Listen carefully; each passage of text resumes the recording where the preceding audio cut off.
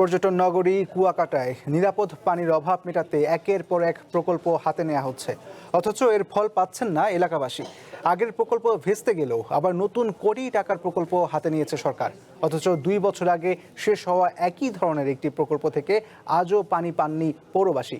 উদ্বোধনের আগেই বিকল হয়ে যায় পাম্প, চুরি হয় মূল্যবান যন্ত্রাংশ, এমনকি একটি পাম্প হাউস এখন পরিণত হয়েছে আবাসিক বাসায়। স্থানীয়দের অভিযোগ, আগের প্রকল্পের ব্যর্থতা তদন্ত না করেই শুরু হচ্ছে নতুন প্রকল্প। 2010 সালে সাগর পাড়ের কুয়াকাটা পৌরসভা প্রতিষ্ঠা করা হয়। এর আয়তন 8.11 বর্গ কিলোমিটার, প্রায় 65,000 মানুষের বসবাস এখানে। আর পর্যটন মৌসুমে ভিড় করেন আরো অন্তত 20,000 পর্যটক। অথচ দেশের অন্যতম এই পর্যটন কেন্দ্রের সবচেয়ে বড় সংকট এখনো নিরাপদ সুপেয় পানি। এই সংকট দূর করতে 2023 সালে জনস্বাস্থ্য প্রকৌশল অধিদপ্তর বাস্তবায়ন করে একটি পানি সরবরাহ প্রকল্প। লাইফে কোনো কিছুর গ্যারান্টি নাই, তাই ইন্স্যুরেন্স করুন সিটি ব্যাংকে, কারণ ইন্স্যুরেন্স করলে সিটিতে সুরক্ষা পাবেন নিশ্চিন্তে। প্রকল্পে 3টি উৎপাদক নলকূপ, প্রায় 10 কিলোমিটার পাইপলাইন, 8টি পাবলিক টয়লেট এবং 580টি গৃহসংযোগ দেওয়ার কথা ছিল। কিন্তু প্রকল্প শেষ হওয়ার 2 বছর পরও সেই পানি পৌঁছায়নি মানুষের ঘরে।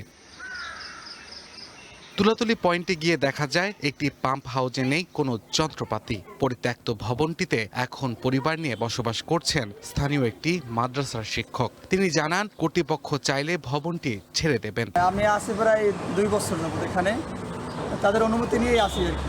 আপনাদের পরিত্যক্ত বিল্ডিংটা অনুমতি সাপেক্ষেই আমরা নিছি, আমরা ব্যবহার করতেছি। স্থানীয়দের অভিযোগ, চালুর আগেই বিভিন্ন পাম্পের মূল্যবান যন্ত্রাংশ ও পাইপলাইন চুরি হয়ে গেছে। কোটি টাকার প্রকল্প হলেও আজ পর্যন্ত তারা নিরাপদ পানির কোনো সুবিধা পাননি।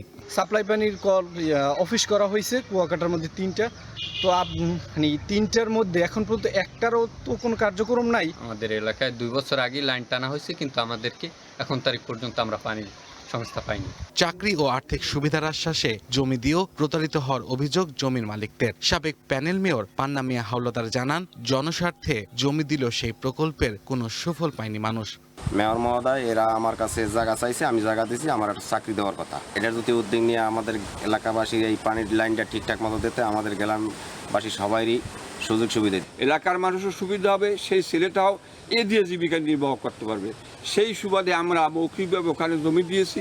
আগের প্রকল্পের ব্যর্থতার তদন্ত না করেই নতুন প্রকল্প হাতে নেওয়াকে সুশাসনের বড় ঘাটতি হিসেবে দেখছে সচেতন নাগরিক কমিটি। তার কাজের অগ্রগতি কতটুকু সেটা দেখা উচিত, সেটা না দেখেই এই নতুন প্রযুক্তিতে হাত দেওয়া আমার মতে সমীচীন হয়নি। এরই মধ্যে একই এলাকায় নিরাপদ পানি ও বর্জ্য ব্যবস্থাপনা সম্প্রসারণ নামে নতুন প্রকল্পের কাজ শুরু করেছে জনস্বাস্থ্য প্রকৌশল অধিদপ্তর। তবে আগের প্রকল্পের অনিয়ম ও বর্তমান অবস্থা নিয়ে ক্যামেরার সামনে কথা বলতে রাজি হননি কলাপাড়া জনস্বাস্থ্য প্রকৌশল অধিদপ্তরের উপসহকারী প্রকৌশলী মোহাম্মদ জিয়াউল হক জসিম এবং পটুয়াখালী নির্বাহী প্রকৌশলী মোহাম্মদ আশরাফুজ্জামান। এদিকে পৌর প্রশাসক মোহাম্মদ ইয়াসিন সাদেককে কার্যালয়ে পাওয়া যায়নি।